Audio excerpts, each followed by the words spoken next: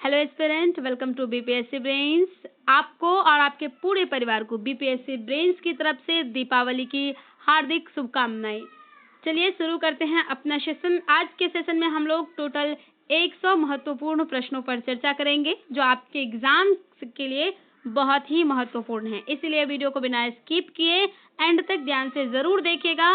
अपने दोस्तों के पास ज़्यादा से ज़्यादा शेयर करिएगा। चैनल को सब्सक्राइब कर लीजिएगा, वीडियो को लाइक कर लीजिएगा। चलिए शुरू करते हैं अपना सेशन। सबसे पहला क्वेश्चन है, निम्नलिखित में से कब तक महिला एवं बाल विकास मंत्रालय द्वारा पोषण पखवाड़ा 2025 का आयोजन किया गया था? तो कब तक किया गया था? ये जो है आपका राइट आंसर 8 अप्रैल से 22 अप्रैल 2025 हो जाएगा। पोषण पखवाड़ा 2025 का जो आयोजन है ये 8 अप्रैल से 22 अप्रैल 2025 तक किया गया था। आगे है, निम्नलिखित में से किस राज्य में भारत की छठी तथा पूर्वी भारत की पहली खगोलीय वेधशाला स्थापित किया गया है? तो ऐसा कौन सा राज्य है जिसमें भारत की छठी तथा पूर्वी भारत की पहली खगोलीय वेधशाला स्थापित की गई है? तो पश्चिम बंगाल। ऑप्शन नंबर बी आपका सही उत्तर हो जाएगा। ठीक है, आगे है, निम्नलिखित में से कौन सा राज्य क्षय रोगों से पीड़ित वयस्कों में मृत्यु का पूर्वानुमान व्यक्त करने के लिए एआई मॉडल तैयार किया? तो कौन सा राज्य है जिसने क्षय रोग से पीड़ित वयस्क का पता लगाने के लिए एआई मॉडल तैयार कर लिया है? तो तमिलनाडु। ऑप्शन नंबर बी आपका ये क्या हो जाएगा? सही उत्तर तमिलनाडु हो जाएगा। ठीक है, आगे देखिए, आगे है, निम्नलिखित में से कौन सा देश दुनिया का सबसे शक्तिशाली हाइड्रोजन ट्रेन इंजन को विकसित किया है? तो कौन सा देश है जिसने दुनिया का सबसे शक्तिशाली हाइड्रोजन ट्रेन इंजन को विकसित कर लिया है? तो वो है भारत। ऑप्शन नंबर डी आपका यहाँ पे राइट आंसर हो जाएगा। ठीक है, ऑप्शन नंबर डी क्या हो जाएगा? सही उत्तर हो जाएगा। आगे है, हाल ही में सिंगापुर महिला हॉल ऑफ फेम में शामिल भारतीय मूल की लेखिका और नाटककार निम्न में से कौन है? तो सिंगापुर में जो है हॉल ऑफ फेम में शामिल हुई थी वो भारतीय मूल की जो लेखिका और नाटककार है वो कौन है?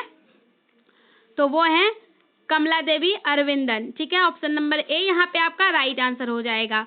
आगे है, निम्नलिखित में से किस ऑपरेशन के तहत सूडान में चल रहे गृह युद्ध में फंसे भारतीय नागरिकों को निकाला गया? तो आपको पता है जब सूडान में युद्ध चल रहा था, गृह युद्ध, तो उसमें भारतीय नागरिक भी फंस गए थे, तो उसको किस ऑपरेशन के तहत निकाला गया था? ऑपरेशन कावेरी के तहत उनको सुरक्षित भारत लाया गया। ऑप्शन नंबर डी यहाँ आपका क्या हो जाएगा? राइट आंसर हो जाएगा। आगे है, हाल ही में प्रसिद्ध अमेरिकी इतिहासकार और इंडोलॉजिस्ट ऑड्रे टुस्के की नई पुस्तक, जो इतिहासकार और इंडोलॉजिस्ट ऑड्रे टुस्के हैं, इनकी नई पुस्तक पिकाडोर इंडिया द्वारा प्रकाशित की गई है, वो कौन सी पुस्तक है? तो इनकी जो पुस्तक है और जो पिकाडोर इंडिया द्वारा प्रकाशित की गई है वो है भारत 5000 वर्ष का इतिहास। ठीक है, ऑप्शन नंबर ए यहाँ पे आपका राइट आंसर हो जाएगा। आगे है, हाल ही में किस राज्य सरकार ने मुख्यमंत्री सेहत योजना की शुरुआत की जिसके तहत 10 लाख तक कैशलेस इलाज उपलब्ध कराया जाएगा? तो कौन सा ऐसा राज्य है जिसने ये लागू किया है, मुख्यमंत्री सेहत योजना की शुरुआत की है और 10 लाख तक का कैशलेस इलाज किया जाएगा? तो वह है पंजाब। ऑप्शन नंबर बी यहाँ पे आपका राइट आंसर हो जाएगा। ठीक है, आगे है, हाल ही में वर्ष 2025 का ब्रेकथ्रू पुरस्कार किस भारतीय संस्थान को मिला है? तो किस भारतीय संस्थान को मिला है ये? आइए देखते हैं इसके बारे में। ये है जो किस भारतीय संस्थान को मिला है ये पुरस्कार? बोश संस्थान। ऑप्शन नंबर ए यहाँ पे आपका राइट आंसर हो जाएगा। आगे है, निम्नलिखित में से किस शहर में समावेशी भारत शिखर सम्मेलन का आयोजन किया गया है? तो किस शहर में समावेशी भारत शिखर सम्मेलन का आयोजन किया गया है? आपका जो है यहाँ पे नई दिल्ली राइट आंसर हो जाएगा। सही आंसर क्या हो जाएगा? नई दिल्ली। Option number A. ठीक है, आगे है, सेबी ने किस देश की वैश्विक ट्रेडिंग दिग्गज जैन स्ट्रीट को प्रतिबंधित किया है? तो सेबी ने किस देश की वैश्विक ट्रेडिंग दिग्गज जैन स्ट्रीट को प्रतिबंधित कर दिया है? यूएसए के ट्रेडिंग दिग्गज जैन को क्या कर दिया है? स्ट्रिक्ट कर दिया है। आगे है, हाल ही में भारत के 44वें यूनेस्को विरासत स्थल के रूप में किसे शामिल किया गया है? तो 44वें यूनेस्को विरासत स्थल के रूप में किसे शामिल किया गया है? मराठा सैन्य परिदृश्य को। किसको? ऑप्शन नंबर बी आपका सही आंसर हो जाएगा। ठीक है, ऑप्शन नंबर बी क्या हो जाएगा? सही आंसर हो जाएगा। आगे है, किस देश द्वारा पहली luxury train dream of the desert नाम से चलाने की घोषणा की गई है? तो कौन सी ऐसी देश वह है जिसने पहली luxury train dream of the desert नाम से चलाने की घोषणा कर दी है? तो वो है सऊदी अरब। ऑप्शन नंबर सी यहाँ पे आपका क्या हो जाएगा? सही उत्तर ऑप्शन नंबर सी हो जाएगा। ठीक है, आगे है, हाल ही में अफगानिस्तान की तालिबान सरकार को मान्यता देने वाला पहला देश कौन सा है? अफगानिस्तान सरकार की जो तालिबान सरकार है, इसको मान्यता देने वाला पहला देश कौन है? तो पहला देश जो है जिसने तालिबान सरकार को मान्यता दे दी है वो रूस है। ऑप्शन नंबर सी आपका सही उत्तर हो जाएगा। ठीक है, आगे है, हाल ही में जारी वैश्विक लैंगिक अंतराल रिपोर्ट 2025 में भारत का कौन सा स्थान था? तो वैश्विक लैंगिक अंतराल रिपोर्ट 2025 की यहाँ पे बात हो रही है, तो इसमें भारत का कौन सा स्थान था? वैश्विक लैंगिक अंतराल रिपोर्ट में जो भारत का स्थान था वो 31वां था। कितना? 131वां। आगे है, निम्नलिखित में से किस शहर में ओलंपिक स्पोर्ट्स पार्क और ओलंपिक सिटी विकास किए जाने की योजना है? तो कौन सा ऐसा शहर है जिसमें ओलंपिक स्पोर्ट्स पार्क और ओलंपिक सिटी का विकास किया जाएगा? वो जो शहर है वो नोएडा है। ऑप्शन नंबर डी यहाँ पे आपका सही उत्तर हो जाएगा। क्या हो जाएगा? ऑप्शन नंबर डी सही उत्तर हो जाएगा। आगे है, निम्नलिखित में से किस खिलाड़ी को BBC Indian sports woman of the year award 2024 दे दिया गया है? तो किस खिलाड़ी को BBC Indian sports woman of the year 2024 का खिताब दिया गया? मनु भाकर को। किसको? मनु भाकर को। ऑप्शन नंबर बी यहाँ पे आपका सही उत्तर हो जाएगा। आगे है, हाल ही में 3500 वर्ष पुरानी 3 प्राचीन कब्रें कहाँ खोजी गई? 3500 वर्ष पुरानी जो 3 प्राचीन कब्रें हैं ये कहाँ पे खोजी गई हैं? मिस्र में। ऑप्शन नंबर डी सही उत्तर हो जाएगा। क्या हो जाएगा? ऑप्शन नंबर डी सही उत्तर, मिस्र यहाँ पे आपका राइट आंसर हो जाएगा। आगे है, भारत वन स्थिति रिपोर्ट 2021 की तुलना में 2023 के रिपोर्ट में वनावरण में सर्वाधिक कमी किस राज्य में हुआ है? यानी कि 2021 की और 23 की तुलना की गई तो इसमें सर्वाधिक जो कमी है वो किस राज्य में पाया गया है? मध्य प्रदेश में। ऑप्शन नंबर ए आपका सही उत्तर हो जाएगा। ठीक है, आगे है, हाल ही में बिहार नगर चुनाव के ब्रांड एम्बेसडर के रूप में किसे नियुक्त किया गया है? हाल ही में जो है बिहार नगर चुनाव के ब्रांड एम्बेसडर के रूप में किन्हें चुना गया है? मनोज वाजपेयी एवं पंकज त्रिपाठी। यहाँ पे आपका सही उत्तर क्या हो जाएगा? मनोज वाजपेयी एवं पंकज त्रिपाठी। आगे है, गणतंत्र दिवस 2025 के परेड में बिहार की झांकी में निम्नलिखित में से कौन से परिदृश्य शामिल थे? तो आपको पता है बिहार की झांकी में से भगवान बुद्ध का जो दृश्य था वो भी शामिल था, प्राचीन भारत का नालंदा महाविहार दृश्य वो भी शामिल था, दरभंगा राज का पैलेस और मिथिला कला शामिल था। तो उपरोक्त में से एक से अधिक हो जाएगा। ऑप्शन नंबर डी यहाँ पे आपका राइट आंसर हो जाएगा। आगे है, निम्नलिखित राज्यों में से किसकी सीमा भूटान के साथ नहीं लगती है? तो कौन सा ऐसा राज्य है जिसकी सीमा भूटान के साथ नहीं लगती है? तो आपको पता ही है भूटान के साथ किसकी सीमा नहीं लगती है? ये सिक्किम की सीमा तो भूटान के साथ लगती ही लगती है, असम की भी लगती है और यहाँ पे जो है नागालैंड आपका राइट आंसर हो जाएगा। ऑप्शन नंबर डी जो है क्या हो जाएगा? यहाँ पे आपका राइट आंसर हो जाएगा। ठीक है, आगे है, भारत की तीसरी सर्वोच्च चोटी है, भारत की जो तीसरी सर्वोच्च चोटी है वो कौन सी है? उसके बारे में, भारत की तीसरी जो सर्वोच्च चोटी है आपको ये बताना है कौन सी हो जाएगी? नंदा देवी। यहाँ पे आपका राइट आंसर हो जाएगा। क्या हो जाएगा? नंदा देवी। ठीक है, आगे है, कोपेन के जलवायु वर्गीकरण के संदर्भ में कौन सा युग्म सुमेलित नहीं है? तो कोपेन के जलवायु वर्गीकरण के संबंध में यहाँ पे हमसे पूछ रहा है कि कौन सा जो है वो सही नहीं है। तो आपको पता है पश्चिमी घाट में MW प्रकार की हैं, उसके बाद गंगा के मैदान में CWG यानी कि बिहार वगैरह का जो क्षेत्र है, बिहार यूपी इन सब का क्षेत्र जो है वो CWG का क्षेत्र है। उसके बाद थार मरुस्थल जिसमें BW और HW इस प्रकार की पाई जाती है। तो आपका क्या हो जाएगा right answer? Option number C यहाँ पे आपका राइट आंसर हो जाएगा। ठीक है, ये जो है ये क्या है? सुमेलित नहीं है। आगे देखिए, आगे है, मृदा में मौजूद कौन सा सूक्ष्म पोषक तत्व दलहनों में नाइट्रोजन स्थिरीकरण के लिए सहायक होता है? तो मृदा में मौजूद जो सूक्ष्म पोषक तत्व होते हैं वो नाइट्रोजन स्थिरीकरण के लिए दलहनों में सहायक होते हैं। किसके लिए? तो मॉलिब्डेनम के लिए। किसके लिए? मॉलिब्डेनम के लिए। आगे है, रेणुका बांध परियोजना किस नदी पर है? जो रेणुका बांध परियोजना है ये किस नदी पर किया गया है? इसके बारे में देखें तो ये गिरि नदी पर की गई है। कहाँ पे? गिरि नदी। ऑप्शन नंबर डी आपका सही उत्तर हो जाएगा। ठीक है, आगे है, पोकल्ली किस्म की चावल का पैदावार मुख्यतः किस क्षेत्र में होता है? जो पोकली किस्म की चावल है इसका पैदावार किस क्षेत्र में होता है? मुख्यतः किस क्षेत्र में होता है उसके बारे में हमें बात करनी है। तो इसका जो पैदावार है वो पोकली किस्म की चावल का केरल के तटीय क्षेत्र में होता है। कहाँ पे होता है? केरल के तटीय क्षेत्र में। आगे है, भारत में निम्नलिखित में से किस राज्य में मैग्नेटाइट लौह अयस्क का सर्वाधिक भंडार है? तो भारत का ऐसा कौन सा राज्य है जिसमें मैग्नेटाइट लौह अयस्क का सर्वाधिक भंडार है? वो है कर्नाटक। ऑप्शन नंबर ए यहाँ पे आपका सही उत्तर क्या हो जाएगा? Option number A. आगे है, भाग्यम तेल क्षेत्र किस राज्य में अवस्थित है? जो भाग्यम तेल क्षेत्र है ये किस राज्य में अवस्थित है ये पूछ रहा है। तो भाग्यम तेल क्षेत्र जो है ये राजस्थान। ऑप्शन नंबर डी सही उत्तर क्या हो जाएगा? राजस्थान आपका सही उत्तर हो जाएगा। नाता प्रथा किस जनजाति में प्रचलित है? जो नाता प्रथा है ये किस जाति में प्रचलित है? तो ये जो है मीना जाति में। ऑप्शन नंबर बी सही उत्तर हो जाएगा आपका क्या चीज? ऑप्शन नंबर बी मीना जनजाति में ये प्रसिद्ध है नाता प्रथा की। आगे देखिए 31 की बात करते हैं हम लोग। क्वेश्चन नंबर 31 है, भूमध्य रेखा, कर्क रेखा और मकर रेखा तीनों में किसके एक महादेश से गुजरती है? तो तीनों निम्न में से किस एक महादेश से गुजरती है? क्या है?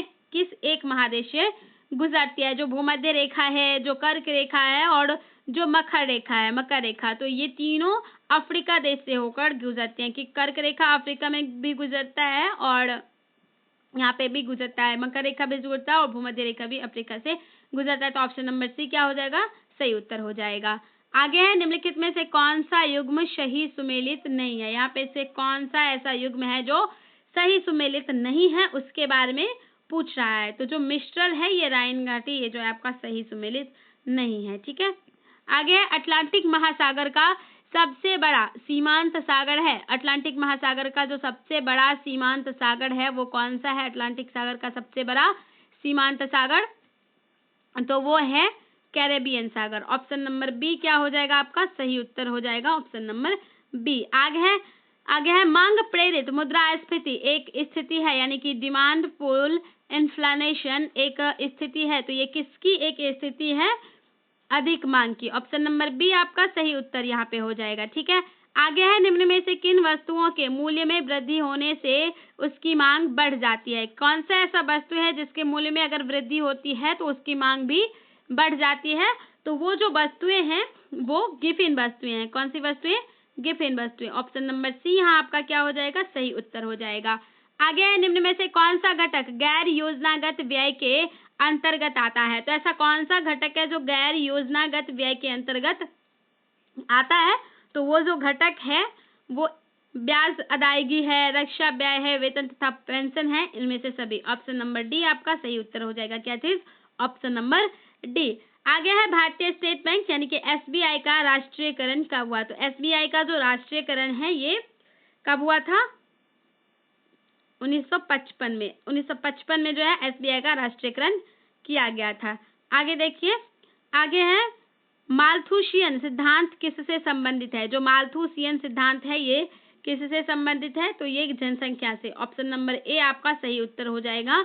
माल्थुसियन सिद्धांत जो है ये जनसंख्या से संबंधित है। आगे है, संसार के अन्य देशों के साथ किसी देश के मुद्रा संबंध समस्त लेन देन के वार्षिक रिकॉर्ड को कहते हैं? किसी देश के मुद्रा संबंध या समस्त लेन देन के वार्षिक रिकॉर्ड को जो है हम लोग भुगतान संतुलन कहते हैं। क्या कहते हैं? भुगतान संतुलन। ऑप्शन नंबर बी आपका यहाँ पे सही उत्तर हो जाएगा। आगे है, डंपिंग शब्द किसके लिए प्रयुक्त होता है? जो डंपिंग शब्द है ये किसके लिए प्रयुक्त होता है? तो डंपिंग शब्द का जो उपयोग है वो किसी चीज को सीमांत लागत से कम कीमत पर किसी विदेशी बाजार में जो बेचते हैं उसके लिए उपयोग किया जाता है।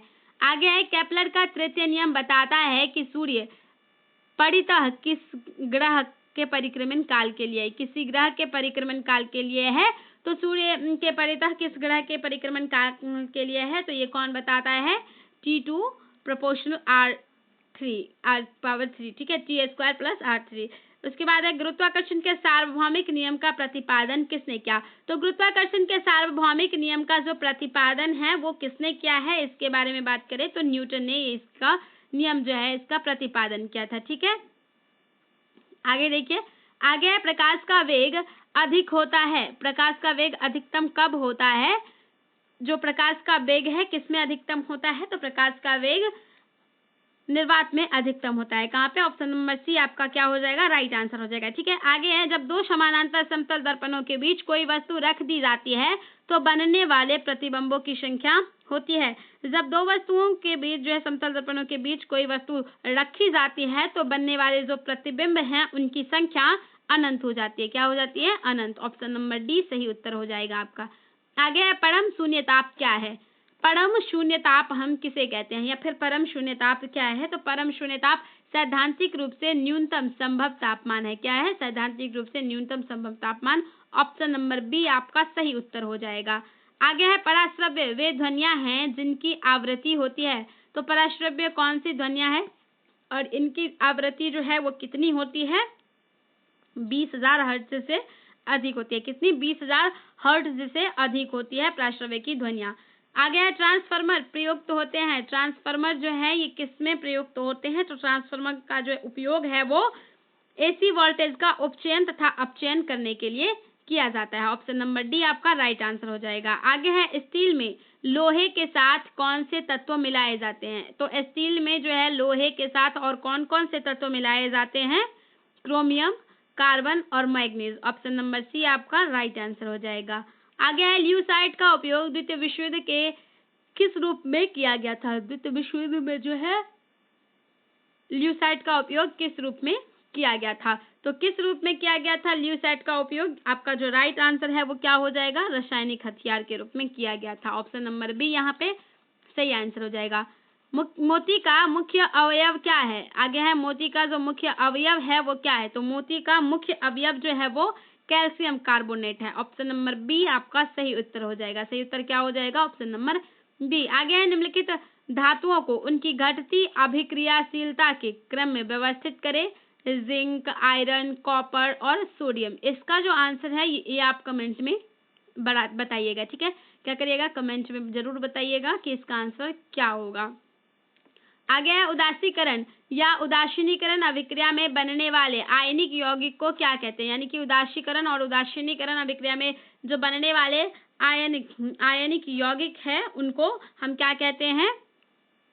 लवण। उनको क्या कहते हैं? लवण। ऑप्शन नंबर ए आपका यहाँ पे राइट आंसर हो जाएगा। रासायनिक ऊर्जा का विद्युत ऊर्जा में परिवर्तन किस सेल में होता है? जब रासायनिक ऊर्जा का विद्युत ऊर्जा में परिवर्तन किया जाता है तो किस सेल में रासायनिक ऊर्जा से विद्युत ऊर्जा में परिवर्तित होता है? गैल्वेनिक सेल में। किसमें? गैल्वेनिक सेल आपका सही उत्तर हो जाएगा। किस प्रकार की अभिक्रिया में ऊर्जा अवशोषित होती है? कौन सी ऐसी अभिक्रिया है जिसमें ऊर्जा को अवशोषित किया जाता है? तो वह है ऊष्माशोषी अभिक्रिया। ऑप्शन नंबर बी आपका सही उत्तर हो जाएगा। ठीक है, आगे देखिए। आगे है डीएनए की पॉलीन्यूक्लियोटाइड श्रृंखला में क्या समाविष्ट होता है? तो डीएनए की पॉलीन्यूक्लियोटाइड श्रृंखला में क्या समाविष्ट होता है? तो इसमें क्या समाविष्ट होता है? इसमें जो है आपका एक नाइट्रोजनी क्षारक, डीऑक्सीराइबोस शर्करा और फास्फेट का जो समूह है वो शामिल होता है। तो ऑप्शन नंबर ए यहाँ पे आपका क्या हो जाएगा? राइट आंसर हो जाएगा। आगे है पौधों के लिए प्राथमिक पोषक तत्वों के रूप में ज्ञात तत्व कौन से हैं? पौधों के रूप में जो प्राथमिक पोषक तत्व हैं उनके रूप में कौन विराजमान है? तो उसकी बात करें हम लोग तो उसके रूप में जो है वो नाइट्रोजन, फास्फोरस और पोटेशियम विराजमान है। ऑप्शन नंबर डी सही उत्तर हो जाएगा। आगे है केचुआ कृषि के लिए उपयोगी नहीं है। कौन सा इसमें से कथन गलत है और इसका जो कारण है क्या इसकी सही स्पष्टीकरण कर रहा है उसके बारे में ये जो है पूछ रहा है। तो यहाँ पे है केचुए कृषि के लिए उपयोगी नहीं है। तो केचुआ जो है क्या ये कृषि के लिए उपयोगी है? नहीं, केचुआ कृषि के लिए जो है ये उपयोगी नहीं है। तो आपका ऑप्शन जो है अभिकथन ये गलत है। और वहीं पे है केचुए मिट्टी को महीन कणों में तोड़ देते हैं और उसे नरम बताते हैं। तो मिट्टी को कछुए तो तोड़ते हैं, साथ ही साथ मिट्टी को नरम भी बनाते हैं। इसलिए जो आपका राइट आंसर है वो बी हो जाएगा, क्योंकि एक गलत है और आर सही है। तो ऑप्शन नंबर बी आपका सही उत्तर हो जाएगा। आगे है निम्नलिखित में से कौन सा जैव उर्वरक के रूप में प्रयुक्त होता है? ऐसा कौन सा जैव उर्वरक के रूप में प्रयुक्त होता है? तो वो कौन सा जैव है जो उर्वरक के रूप में प्रयुक्त होता है? वो है नाइट्रोलिन उसके बाद यहाँ पे हो जाएगा एजोला, नील हरित शैवाल और अल्फा अल्फा। नाइट्रोलिन नहीं होगा, ये तीनों हो जाएगा। तो 1 2 3 जहाँ पे भी है वो आपका क्या हो जाएगा, सही उत्तर हो जाएगा। तो ऑप्शन नंबर डी आपका सही उत्तर हो जाएगा। आगे है प्रकाश संश्लेषण की प्रक्रिया में एटीपी के कितने अणु ग्लूकोज के प्रत्येक अणु के संश्लेषण में शामिल होता है। तो यानी कि एटीपी के कितने अणु ग्लूकोज के प्रत्येक अणु को संश्लेषित करने में क्या है, शामिल करते हैं। तो 18 जो अणु हैं ये शामिल होते हैं। ऑप्शन नंबर बी आपका सही उत्तर हो जाएगा। आगे है गर्म रुधिर वाले जंतु वे होते हैं जो अपने शरीर के तापक्रम को क्या कर पाते हैं। गर्म शरीर वाले वो व्यक्ति होते हैं या फिर वो जंतु होते हैं जो अपने शरीर के तापक्रम को क्या कर पाते हैं, हमेशा एक सा बनाए रखते हैं। हमेशा क्या करते हैं, एक सा बनाए रखते हैं। ठीक है, आगे देखिए, आगे है अधोलिखित में कौन सा विटामिन एवं उसकी कमी वाला रोग है। आधा ही लिखा है तो इसमें कौन सा विटामिन एवं उसकी कमी वाला रोग है, सही सुमेलित नहीं है, इसके बारे में पूछ रहा है। तो सही सुमेलित जो है वो कौन सा नहीं है, राइबोफ्लेविन बेरीबेरी। राइबोफ्लेविन बेरीबेरी जो है ये गलत है। राज्य के नीति निर्देशक सिद्धांत किस प्रकार मौलिक अधिकार से भिन्न है। यहाँ पे है जो राज्य के नीति निर्देशक सिद्धांत है ये मौलिक अधिकार से किस प्रकार भिन्न है, इसके बारे में हमें देखना है। तो ये जो है निर्देशक सिद्धांत प्रवर्तनीय नहीं है और जबकि मौलिक अधिकार प्रवर्तनीय है। क्या है, ये राज्य के नीति निर्देशक तत्व जो है इनका सिद्धांत प्रवर्तनीय नहीं है लेकिन इसका सिद्धांत प्रवर्तनीय है। आगे देखिए, आगे क्वेश्चन नंबर 63 है। क्वेश्चन नंबर 63 क्या है इसके बारे में हम लोग देखते हैं, 1 मिनट।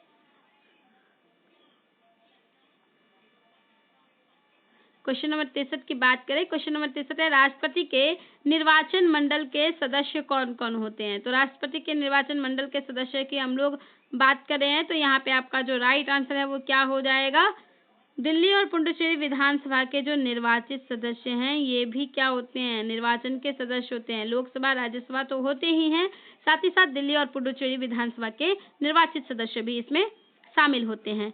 ठीक है, तो यहाँ पे क्या हो जाएगा, और एक है और है सभी राज्यों की विधानसभाओं के निर्वाचित सदस्य। सभी राज्यों के विधानसभाओं के एक सेकेंड, हाँ यहाँ पे क्या है, संसद के दोनों सदनों के निर्वाचित सदस्य। संसद के दोनों सदनों के निर्वाचित सदस्य इसमें भाग लेते हैं, सही बात है। राज्य विधानमंडलों के दोनों सदनों के निर्वाचित सदस्य इसमें भाग नहीं लेते हैं। इसमें क्या करते हैं, भाग नहीं लेते हैं, क्योंकि आपको पता होगा एमएलए भाग लेते हैं, एमएलसी भाग नहीं लेते हैं। सभी राज्यों की विधानसभा के निर्वाचित सदस्य और दिल्ली और पुडुचेरी विधानसभा के निर्वाचित सदस्य तो भाग लेते हैं। तो आपका जो राइट आंसर है वो 1 3 और 4 हो जाएगा। तो ऑप्शन नंबर डी आपका क्या हो जाएगा, राइट आंसर हो जाएगा। ठीक है, 63 आपका ऑप्शन नंबर डी सही उत्तर हो जाएगा। आगे है भारत का प्रधानमंत्री मुख्य है। भारत का जो ये प्रधानमंत्री है किसका मुख्य है, इसके बारे में पूछ रहा है। तो जो भारत के प्रधानमंत्री हैं ये केंद्रीय सरकार के क्या होते हैं, मुख्य हैं। प्रधानमंत्री क्या है, केंद्रीय सरकार के प्रमुख हैं। ठीक है, आगे है भारत सरकार को कानूनी विषय पर कौन परामर्श देता है। भारत सरकार को जो है कानूनी विषय पर कौन परामर्श देता है, विधि आयोग, अटॉर्नी जनरल, उच्चतम न्यायालय के मुख्य न्यायाधीश या इनमें से कोई नहीं। तो जो है अटॉर्नी जनरल यहाँ पे क्या करते हैं, भारत के जो महान्यायवादी है वो कानूनी विषयों पर परामर्श देते हैं। आगे है संघ लोक सेवा आयोग के किसी सदस्य को हटाया जा सकता है। संघ लोक सेवा आयोग के जो कोई सदस्य हैं उनको किसके द्वारा हटाया जा सकता है, तो इनको राष्ट्रपति के द्वारा हटाया जा सकता है, क्योंकि इनको शपथ जो है वो भी राष्ट्रपति ही दिलाते हैं और इनको हटाने का अधिकार भी जो है वो राष्ट्रपति को ही है। ठीक है, आगे है सूची 1 को सूची 2 से सुमेलित कीजिए तथा सूचियों के नीचे दिए गए कूट से सही उत्तर का चयन कीजिए। तो यहाँ पे नीचे कूट दिया गया है, उससे सही उत्तर का हमें क्या करना है, चयन करना है। तो यहाँ पे सबसे पहला है बलवंत राय मेहता समिति। बलवंत राय मेहता समिति जो है इसका गठन कब हुआ था, 1988 में जो है इसका गठन हुआ था। उसके बाद अशोक मेहता समिति ये 1977 में बनी थी और LM सिंघवी समिति ये जो थी 1986 में बनी थी। और यहाँ पे PK धुंगन समिति की बात करें तो ये 1957 में बनी थी। कब बनी थी, 1957 में। और आप इस प्रकार से अपना कूट जो है उसका मिलान कर लीजिए।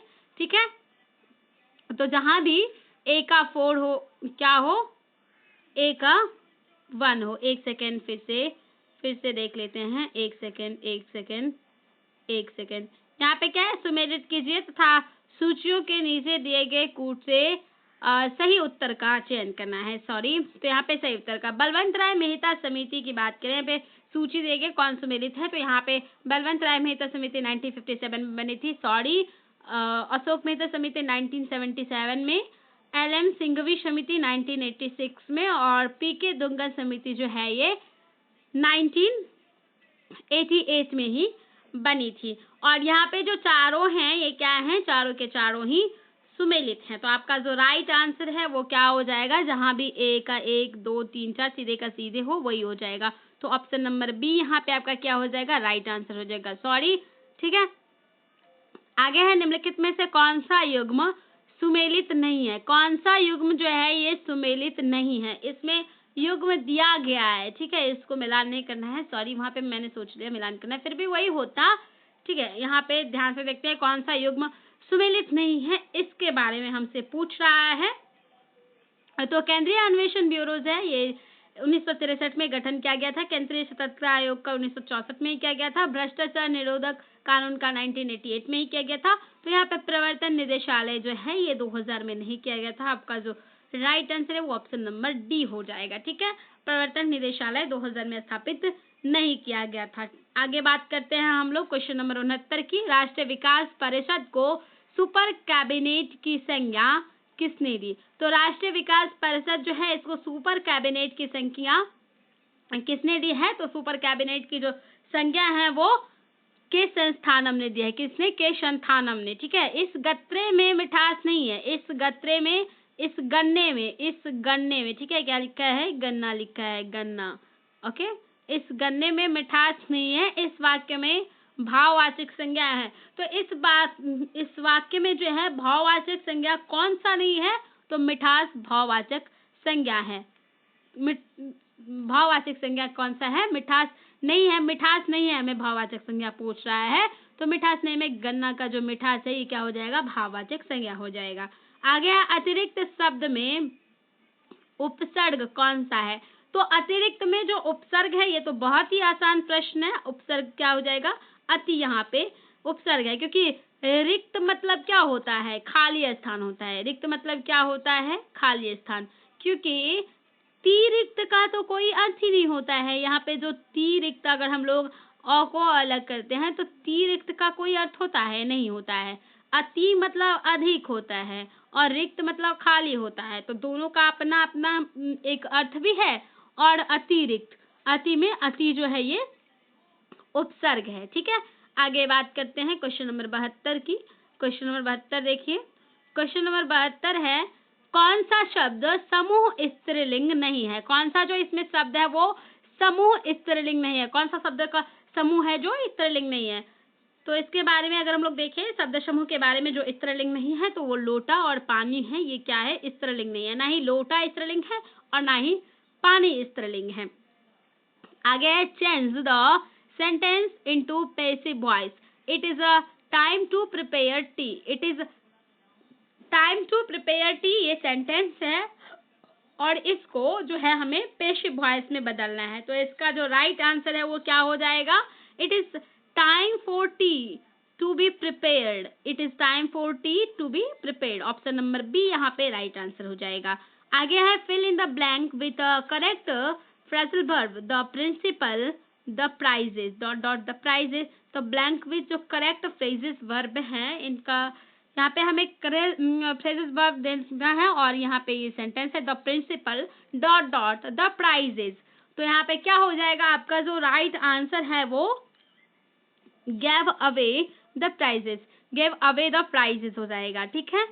आगे है, change the sentence into indirect narration. तो आप इसका जो आंसर है कमेंट में जरूर बताइएगा, क्योंकि एक दो क्वेश्चन का आंसर बताना आपको भी चाहिए, ठीक है। आगे है, translate the into English. Translate the sentence into English. जो यहाँ पे वाक्य दिया गया है इसको क्या करना है, इंग्लिश में ट्रांसलेट करना है। तो यहाँ पे जाएगा, इस परेशानी का हल निकालो। प्रश्न क्या है, इस परेशानी का हल निकालो। तो इसका जो क्या हो जाएगा? Find out the solution of this problem, find out the solution of this problem, इसका जो है ये राइट आंसर हो जाएगा, ऑप्शन नंबर डी सही उत्तर हो जाएगा। आगे है यूनेस्को में कितने सदस्य देश है? यूनेस्को एक संस्था है और इसमें कितने सदस्य देश शामिल है? तो इसमें टोटल 193 सदस्य देश जो है वो शामिल हैं। अगला देखिए, अगला है निम्नलिखित को सुमेलित कीजिए। तो यहाँ पे सुमेलित करना है, जैसे कि सबसे पहला है कागजी मुद्रा जारी। कागजी मुद्रा जो है विश्व में प्रथम बार कहाँ पे जारी किया गया? बैंक नोट प्रथम बार कहाँ पे जारी किया गया? सर्वाधिक पशुओं वाला जो है ये कहाँ पे जारी किया गया? और शिक्षा को अनिवार्य विश्व में सर्वप्रथम किसको बनाए? किसने सर्वप्रथम विश्व में क्या किया? शिक्षा को अनिवार्य बनाया। तो इसके बारे में देखते हैं। कागजी मुद्रा जो है ये सबसे पहले चीन में इसका उपयोग किया गया, विश्व में प्रथम बार चीन में ही किया गया था। उसके बाद बैंक नोट की अगर हम लोग बात करें तो बैंक नोट जो है सर्वप्रथम कहाँ पे जारी किया गया था? तो बैंक नोट भी यहाँ पे स्वीडन में जारी किया गया था। सर्वाधिक पशु कहाँ पे जारी किया था? ये जो है सर्वाधिक पशु ये भारत में। और शिक्षा को सबसे पहले किसने अनिवार्य बनाया? प्रशा ने। प्रशा जो है, तो यहाँ पे जो भी आपको मिल रहा हो, ए का 2, उसके बाद बी का 3, उसके बाद सी का 4 और डी का 1 किसमें है? ऑप्शन नंबर डी आपका राइट आंसर हो जाएगा। क्या हो जाएगा? ऑप्शन नंबर डी आपका राइट आंसर हो जाएगा। ठीक है, आगे है बाफ्टा फिल्म पुरस्कार जीतने वाले पहले भारतीय कौन है? जो बाफ्टा फिल्म पुरस्कार मिला है इसको जीतने वाले पहले भारतीय कौन है, इसके बारे में पूछ रहा है। तो पहले भारतीय जो हैं वो AR रहमान है। कौन है? AR रहमान यहाँ पे पहले भारतीय जिन्होंने बाफ्टा फिल्म पुरस्कार जीता है। आगे है बिहार के कितने उत्पाद को GI टैग मिल चुका है? बिहार का कितना ऐसा उत्पाद है जिसको भौगोलिक संकेतक मिल चुका है, यानी कि GI टैग मिल चुका है? तो भारत के कुल जो है उसमें से 14 उत्पाद हैं, जिसमें मखाना भी शामिल है, मुजफ्फरपुर का लीची शामिल है, उसके बाद सिलाव का खाजा, इन सबको GI टैग मिल चुका है। आगे है Bharat wagon and engineering company limited कहाँ स्थित है? यानी कि wagon and engineering company limited जो है ये कहाँ पे स्थित है? मोकामा आपका राइट आंसर हो जाएगा। Wagon and engineering company limited जो है ये मोकामा में स्थित है। आगे त्रिवार्था के अनुसार दक्षिण बिहार का जलवायु वर्गीकरण क्या है?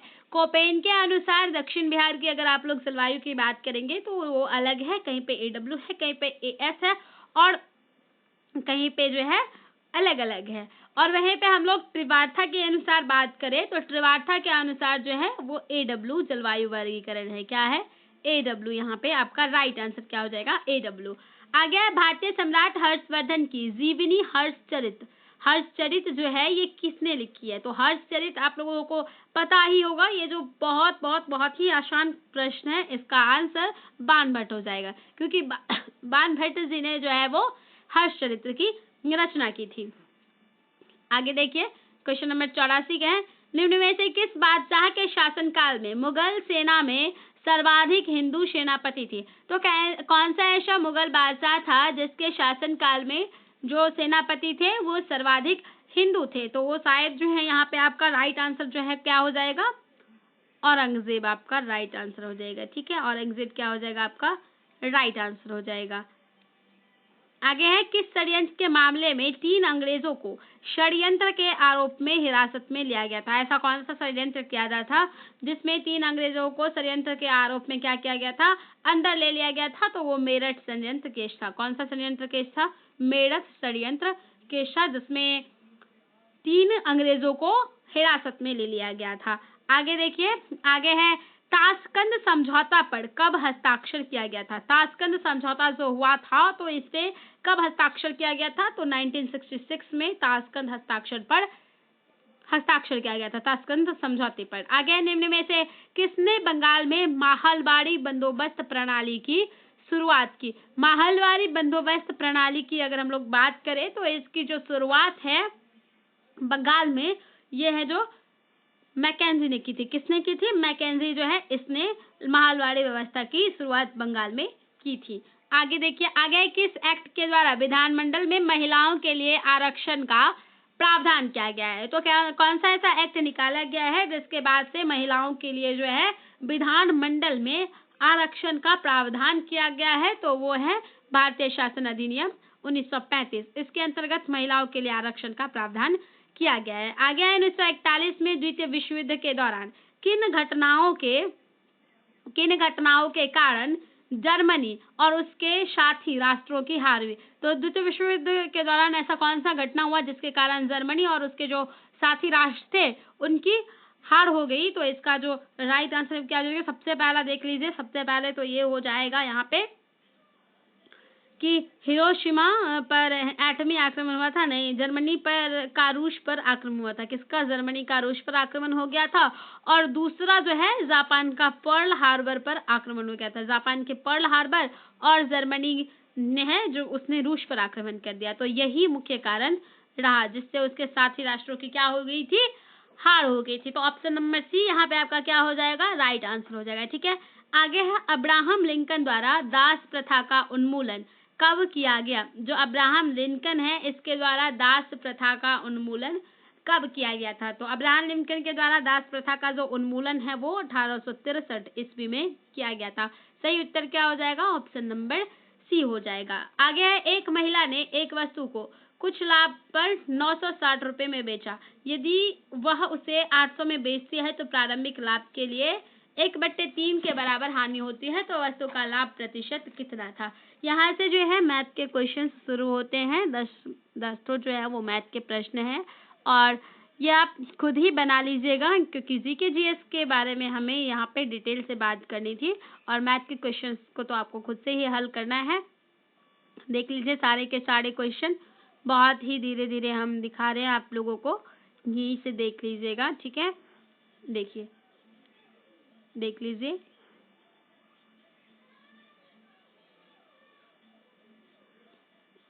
इसका जो है अगर आप पीडीएफ चाहते हैं तो अभी हमारे टेलीग्राम चैनल बीपीएससी ब्रेन्स से जुड़े जिसका लिंक डिस्क्रिप्शन में दिया गया है। ठीक है, मिलते हैं कल के वीडियो में से अगले सेट के साथ। तब तक के लिए धन्यवाद, अपना ध्यान रखिएगा, अपने दोस्तों के पास ज़्यादा से ज़्यादा वीडियो को शेयर करिएगा, चैनल को सब्सक्राइब कर लीजिएगा। ठीक है, मिलते हैं कल।